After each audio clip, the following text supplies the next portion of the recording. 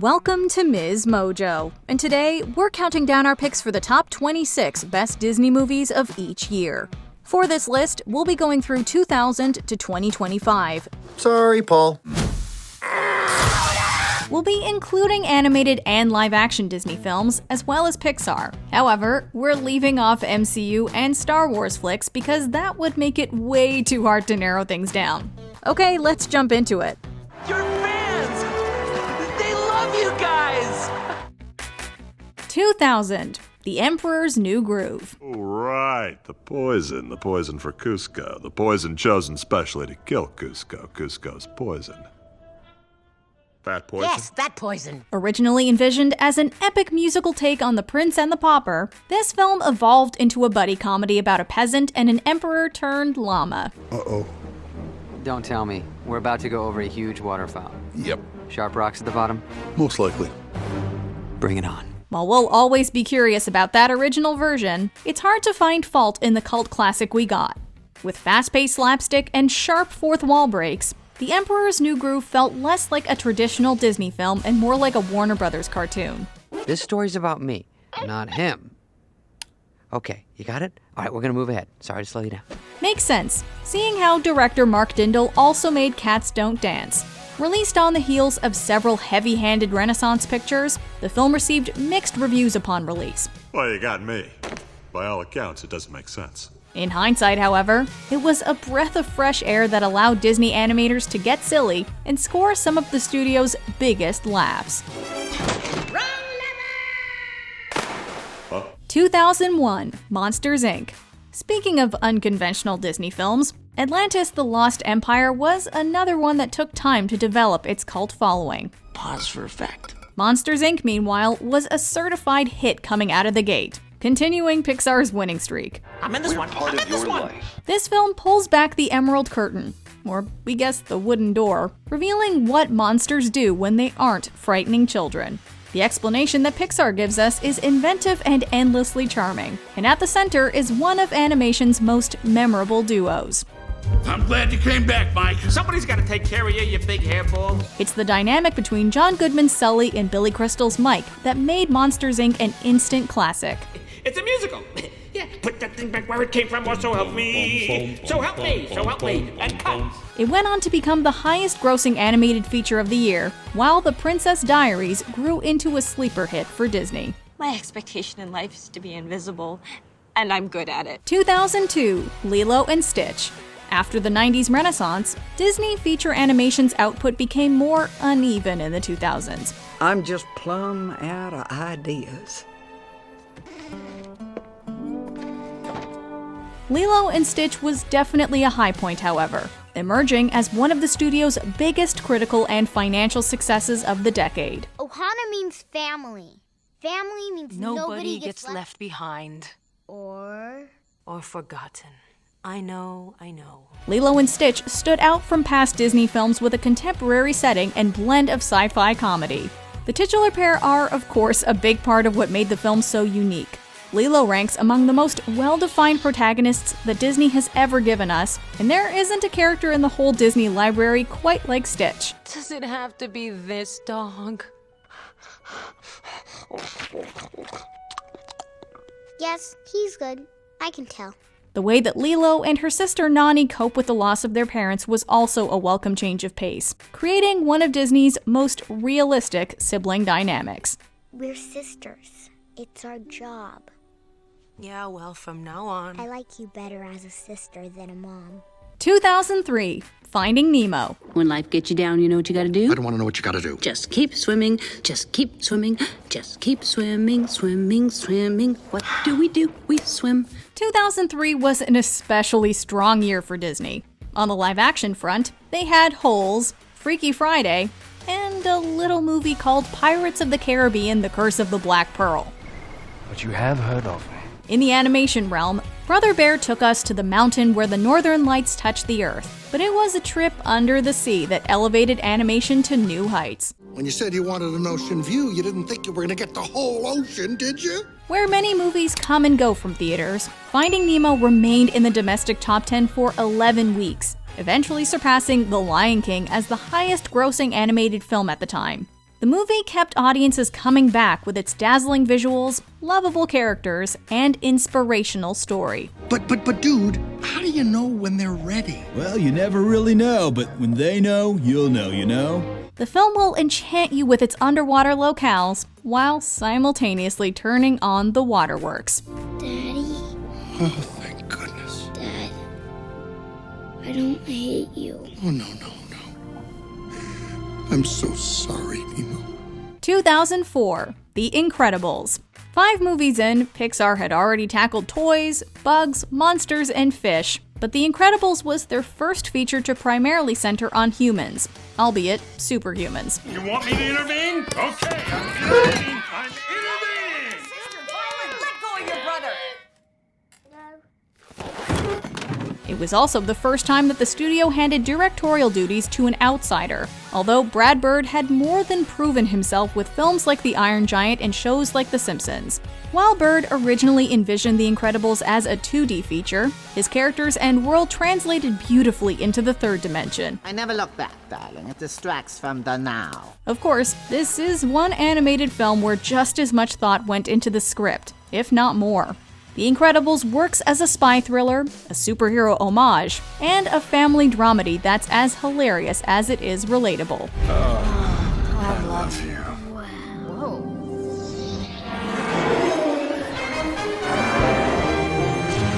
2005, The Chronicles of Narnia, The Lion, the Witch, and the Wardrobe. Well, I was hiding in the wardrobe in the spare room.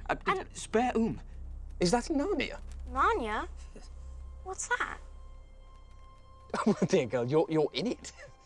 C.S. Lewis's classic fantasy novel had previously been adapted for television on 3 occasions, but Disney's version is the definitive journey through the wardrobe. By 2005, the technology available had finally caught up to Lewis's imagination, making Narnia and its inhabitants roar to life. The special effects, set design, and Oscar-winning makeup effects never overshadow the pitch-perfect casting, though. The 4 Pevensey siblings all fit the bill, especially young Georgie Henley as Lucy. I'm sure it's just your imagination. I don't suppose saying we're sorry would quite cover it. The 2 standouts are James McAvoy as Mr. Tumnus and Tilda Swinton as the White Witch, who are exactly as we envisioned them reading the source material. As far as high fantasies go, this may be the closest Disney has come to replicating the magic of The Lord of the Rings. For Narnia! And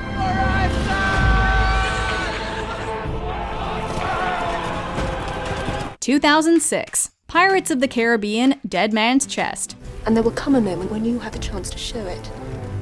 To do the right thing. I love those moments. I like to wave at them as they pass by. While the original film is still the franchise's best outing, Dead Man's Chest is seriously one of Disney's most underrated sequels. Granted, the film was a massive blockbuster, the biggest of 2006 as a matter of fact. Yet, audiences sometimes take for granted just how funny the one-liners are, how innovative the action is, and how visually interesting the picture can be. You actually were telling the truth. I do that quite a lot. Yet people are always surprised. The only entry in the Pirate series to win an Oscar, you can definitely see why the special effects team brought home the gold. Even years later, we're still blown away by the motion capture technology behind Davy Jones. Life is cruel.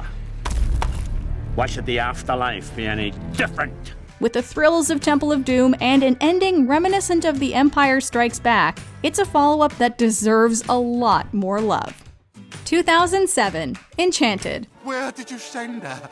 To a place where there are no happily ever afters. Given Pixar's track record, it came as no surprise that Ratatouille was another winner, both at the box office and the Academy Awards. And you must not let anyone define your limits because of where you come from. Your only limit is your soul. Enchanted caught us off guard, though, with its self-aware humor and sweet love story. For years, we'd been eager for Disney to make another musical fairy tale in the spirit of their animated classics.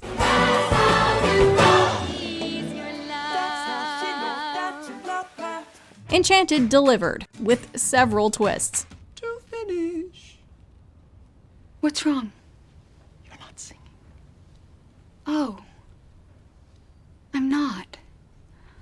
Although the film is primarily live action and starts off as a full-blown parody, it comes to embrace Disney's key ingredients while also evolving tropes that modern viewers might construe as dated. You're gonna marry somebody after a day because you fell in love with them?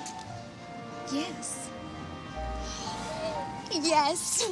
You can certainly see how its balance of satire and sincerity would inspire future princess-centric films, making Enchanted a crucial turning point in Disney's filmography. Is this a habit of yours?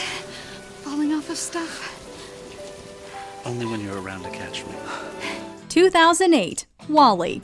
The dialogue is often the highlight of any Pixar film, hence why the studio keeps accumulating Best Original Screenplay Oscar nominations. This made WALL-E an especially risky venture, as the titular character's vocabulary is only slightly more varied than R2-D2's. Actually, both robots have sound designer Ben Burtt in common. WALL-E. WALL-E. WALL-E. Pixar has never been one to back down from a challenge, though, and WALL-E is a revelation of visual storytelling. We also can't help but wonder if the film is an all-too-accurate glimpse into our future. Whatever the 29th century holds, WALL-E will always be an important cautionary tale about our reliance on corporations and our relationship with the environment. On the axiom, you will survive. I don't want to survive! I want to live! Above all else, however, it will always be a charming love story. 2009, Up. I like you. Wow.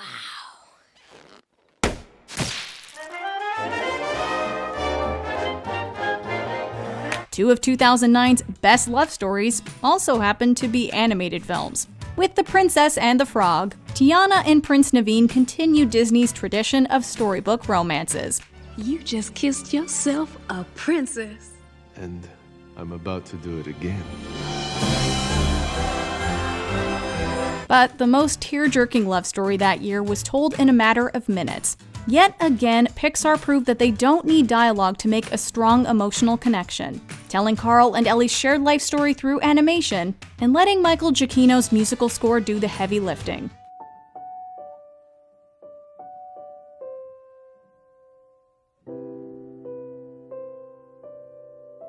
Even after Ellie's gone, she remains a constant presence throughout Up as Carl sets out on the adventure they never had.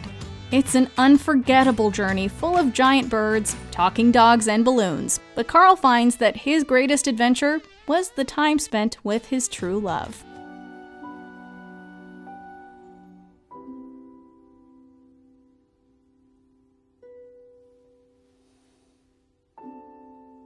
(2010) Toy Story 3. And as the years go by, a friendship will never die. The 2010s was the decade of nostalgia.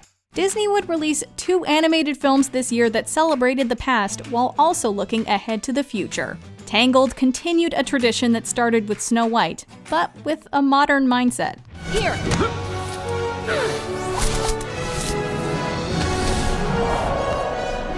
Toy Story 3 took every adult in the audience back to their youth. The film especially resonated with those who were Andy's age when the first Toy Story came out and grew up with these characters. Of course, anyone who had a cherished childhood toy can identify with this touching story. What about you guys? I mean, maybe the attic's not such a great idea. We're Andy's toys, Woody. We'll be there for him. Together.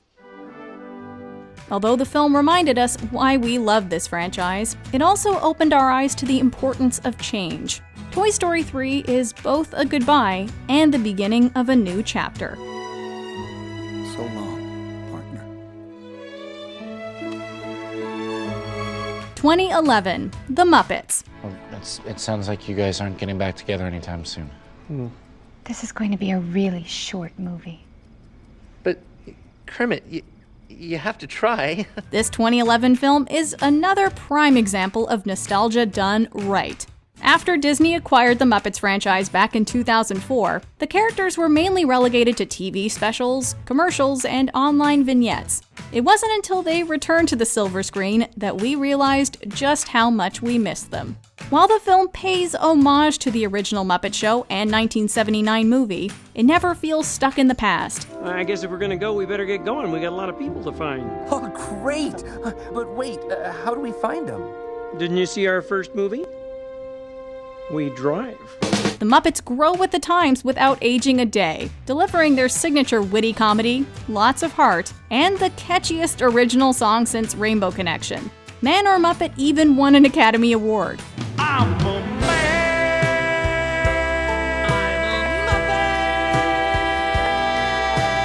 Whether it was a nostalgic throwback or your introduction to the Muppets, the film is simply impossible to dislike. Someday we'll find it, the rainbow connection. The lovers, the dreamers, and me. 2012, Wreck-It Ralph. I mean, I'm very good at what I do. Probably the best I know. The thing is, fixing is the name of the game. Literally, Fix It Felix Jr. Disney produced it, but Wreck-It Ralph could easily be mistaken for a Pixar film. Like Toy Story, the film revolves around a world within a world, taking us inside arcade games. Beyond its modern setting, the film's humor, characters, and themes all felt in sync with the Pixar brand. Pixar, meanwhile, released Brave this year, which felt more like a traditional Disney fairy tale. It was great to see both of these studios experiment with different ideas and genres, but Disney had the best results with Wreck-It Ralph. Look, the code may say I'm a princess, but I know who I really am, Ralph. I'm a racer with the greatest superpower ever! In addition to finally giving us a good video game movie, director Rich Moore delivered a poignant story about friendship, self-esteem, and purpose. I'm bad, and that's good. I will never be good, and that's not bad. There's no one I'd rather be than me. Funnily enough, Vanellope and fellow Princess Merida would meet in Ralph Breaks the Internet. Lang me your lumry give me a moose nearly you're gonna away a teardrop in his eye. Hey, she back me, lassie! Uh-huh. What did she just say? We don't know. We can't understand her. She's from the other studio. 2013, Frozen. Brave was another turning point for Disney princesses, putting an emphasis on family over romance. Frozen took this one step further, though, telling a meaningful tale about sisters. The audience is immediately drawn in by the bond between Anna and Elsa. Even when the two are separated, we always feel the connection between them. It's that strong connection that drives the narrative, culminating with a wise message about what true love is. You sacrificed yourself for me? I love you. An act of true love will thaw a frozen heart. Along the way, we're treated to captivating songs and a winter wonderland of warmth. Let it go, when I rise like the break of dawn. The film also picked up where Enchanted left off, poking fun at the conventions of past Disney movies. I got engaged, but then she freaked out because I'd only just met him, that day, and she said she wouldn't bless the marriage. Wait, you got engaged to someone you just met that day? Yeah, anyway. Rather than venture into satire territory, though, Frozen naturally weaves its self-aware commentary into a story that's pure Disney magic. 2014, Maleficent. I am not afraid. Then come out. Then you'll be afraid. We know we said no MCU movies, but that doesn't mean we can't give the animated Big Hero 6 a shout out. Just as Disney distributed a slew of Marvel movies in the 2010s, this was also the era of their live-action remakes. While the results have been mixed, we've gotten a few gems like Cinderella, which came out in 2015. They're all looking at you. Believe me, they are all looking at you. Maleficent stands out from the others for a few reasons. For starters, it wasn't just a shot-for-shot retelling of the 1959 classic Sleeping Beauty. Taking a page from Wicked, the film shifts the focus to the so-called Mistress of Evil, with Angelina Jolie exquisitely cast in the role. Hello, Godmother.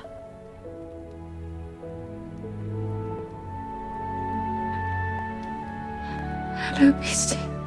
The change may have divided critics, but Maleficent became an audience favorite, winning the People's Choice Award for Favorite Movie. 2015, Inside Out.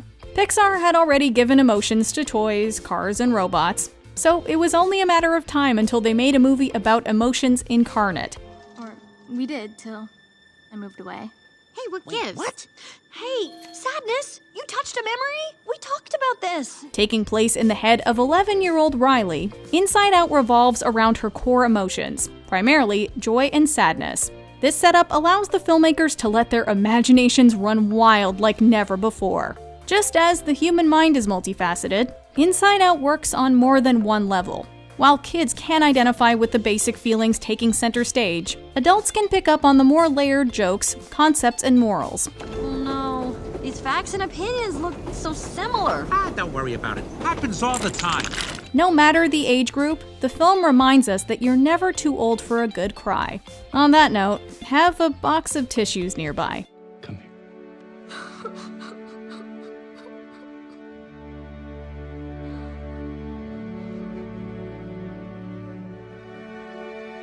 2016, Moana. Disney Animation once again proved that they can do it all in 2016, balancing the old and the new. With Zootopia, they turned in a timely allegory for prejudice, profiling, and acceptance. No matter what type of animal you are, from the biggest elephant to our first fox, I implore you, try to make the world a better place. With Moana, Ron Clements and John Musker of The Little Mermaid return to the sea for another animated musical.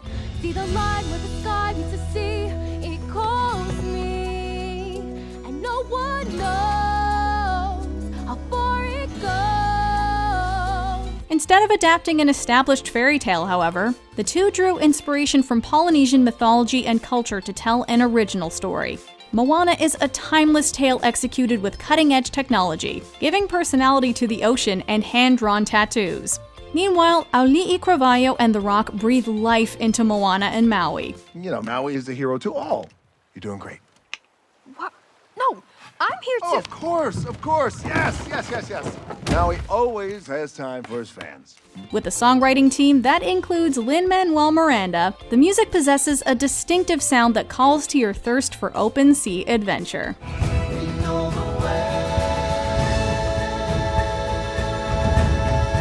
2017, Coco. We don't know where... Death has been a staple of Disney movies ever since Bambi lost his mother. In Coco, Pixar explores life after death through a Dia de Muertos lens. Although there comes a time when everybody must pass, Coco leaves us with a comforting notion.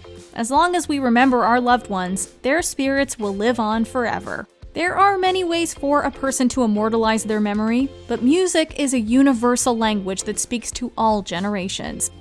No matter how far apart we were, what I wouldn't give to sing it to her one last time.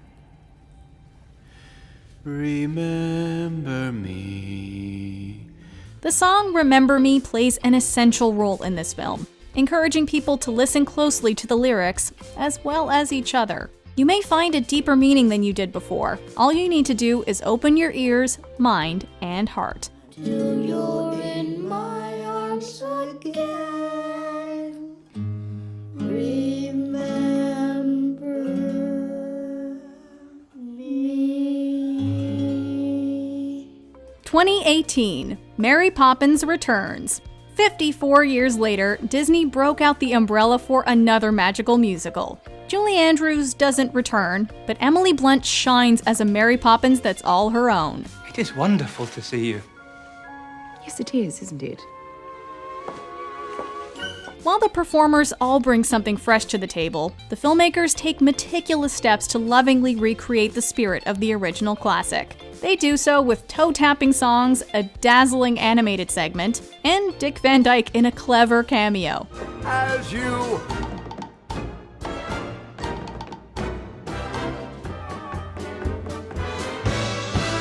In addition to Mary Poppins, this sequel also possesses echoes of Bedknobs and Broomsticks, with a trip to the beautiful Briny, a creative action climax, and Angela Lansbury.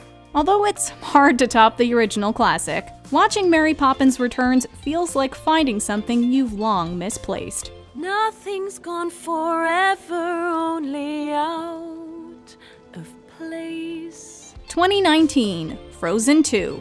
On the animation front, Disney hasn't always had the best reputation for sequels. Frozen 2 isn't a phoned-in, straight-to-video affair, however, but rather a darker second chapter that expands upon the character development, world-building, and themes of the first. Promise me we do this together, okay?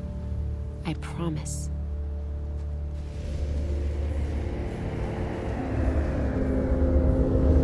While it's debatable if it's better than the original, you can see how far the animation has come in just 6 years.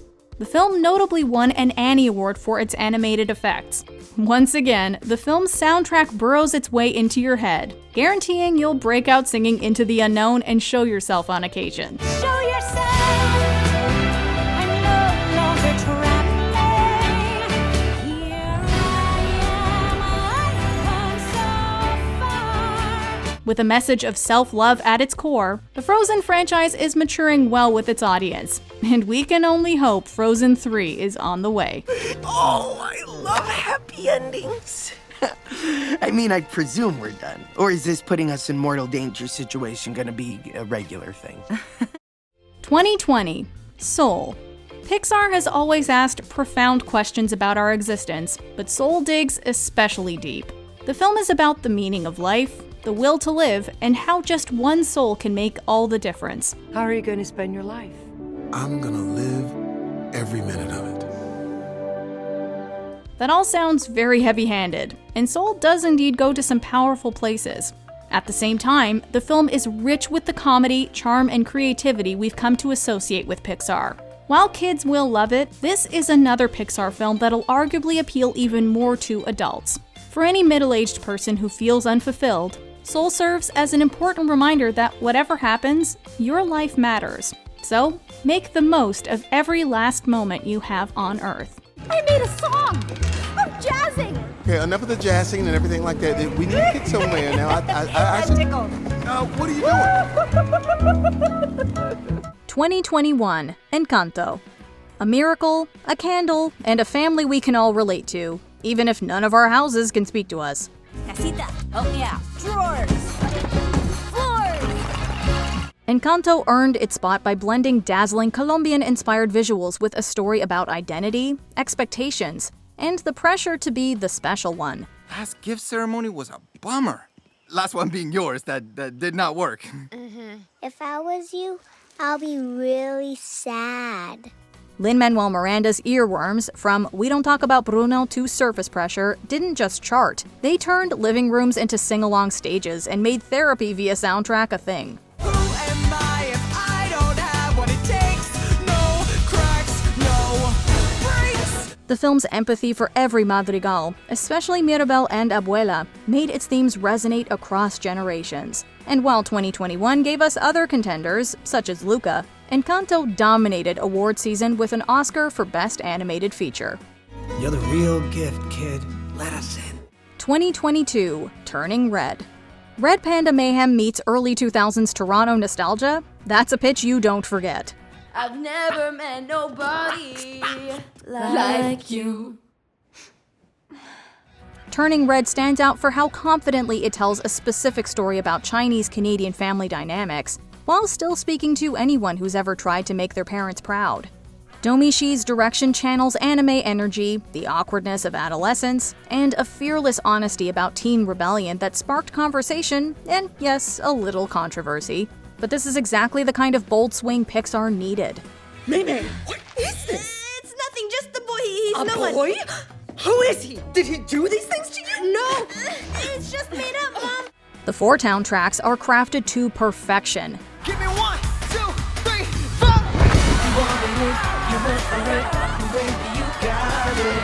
Yet it's the Mei-Ming relationship that seals the deal with its tender, messy realness. Even with a streaming first release, the film has since grown into a comfort watch. 2023, The Little Mermaid. Part of your world, again, but with a voice that made it feel brand new. Halle Bailey's Ariel wasn't just a casting win. It was a star-making performance that carried the film with luminous vocals. Explore that shore above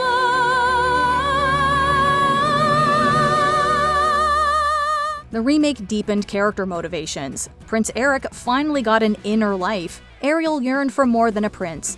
It also introduced new songs that complemented Alan Menken's timeless melodies. Come on, Ariel, time to stand!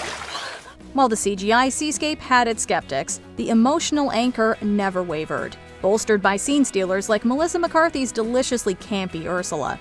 Daddy's been so unfair to both of us, controlling everything we say and do. In a time where live-action remakes often miss the mark, The Little Mermaid made a splash at the box office and reminded everyone why this fairy tale remains unsinkable. 2024, Inside Out 2. Returning to the vibrant, chaotic world within Riley's mind, Pixar once again delivered an emotional masterpiece that resonated deeply with viewers. Inside Out 2 expands the concept with inspired additions: anxiety, ennui, embarrassment, and envy, each bringing fresh comedy and surprising poignancy. Why are we up so early? Because, mon ami, we need to speed things up, and that means we hit the ice early and practice like we've never practiced before! Most of the original voice cast returned in top form, with Amy Poehler's joy facing her most daunting challenge yet, accepting that happiness sometimes means making room for more complex emotional states. I'm a good friend. I'm a terrible friend. I am strong. I need help sometimes.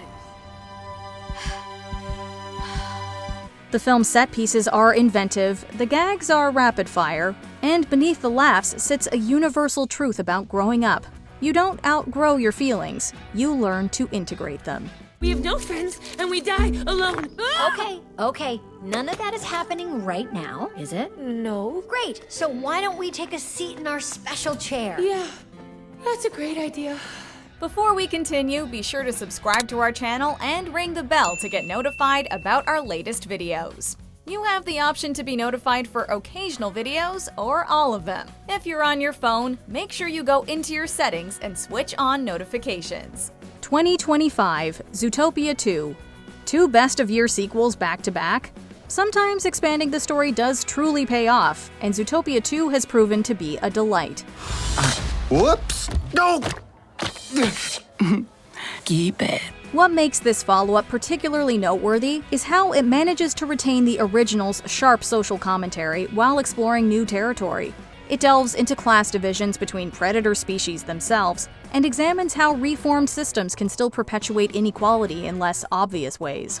The buddy cop duo Nick and Judy carry the heart of the film, adding a weight to the takeaways that has been lacking in some Disney animated films lately. Well, we've been official partners for 1 week. Happy anniversary! It's got the perfect balance of callbacks, with hidden moments we ranked in our Zootopia 2 Easter eggs video. So hop over there for more, and comment which 2025 Disney film stood out to you below.